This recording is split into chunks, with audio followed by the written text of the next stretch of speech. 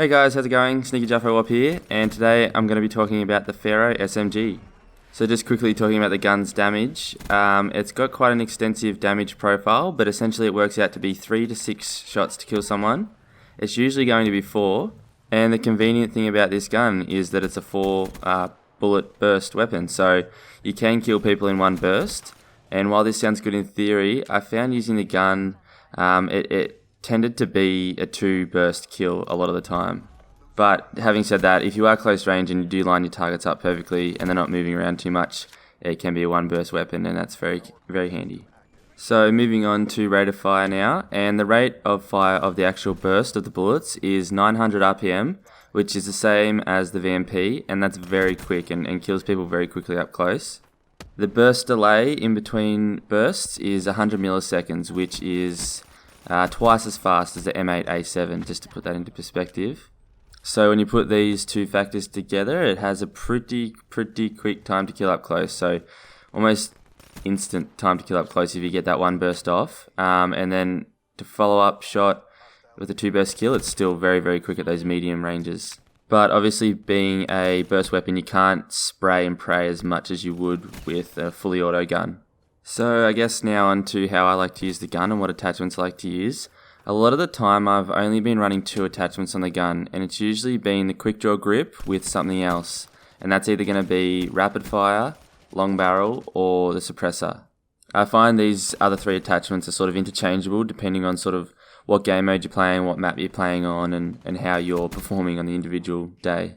So obviously if I'm playing like a free-for-all or a team deathmatch or something, that's usually when I put the suppressor on, and I'll sort of just stalk my prey a bit and, be stealthy around the map. That helps for that a lot. But if I'm playing more objective-based game modes like domination or hardpoint or something, and those respawn type game modes where you're just trying to get in there and get the objective, that's when I'll usually have rapid fire on. But if it's a larger map, that's when I might put long barrel on. I know it doesn't have much of an effect on SMGs, but it sort of bumps that 3 and 4 shot kill range out just a little bit. And the rapid fire sort of is good to help with spray and pray, I guess, a bit in close quarters.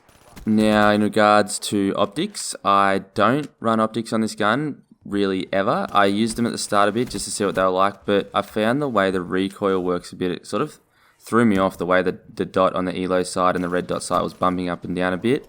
And I find that the iron sights are designed really well for the type of recoil that this gun has. So I like to just use the iron sights, but again, that's sort of personal preference. So while this gun is very deadly up close and is an SMG, so you sort of would be playing that closer quarters type game, I do find that I can use this gun at medium type ranges as well, especially if the enemy's unaware of your presence. You can really pick them off in 1 or 2 bursts pretty quickly. So it is quite a versatile weapon in that regards.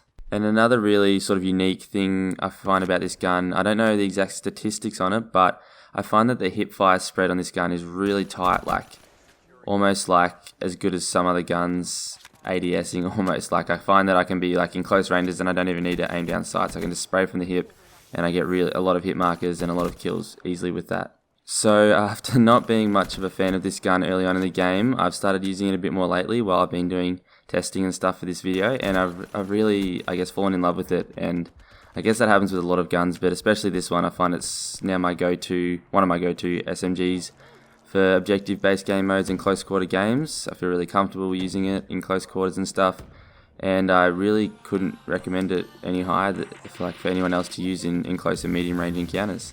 But that's about all I've got to say about the Pharo. If you guys like the video, please give it a thumbs up. If you really like the video, even subscribe.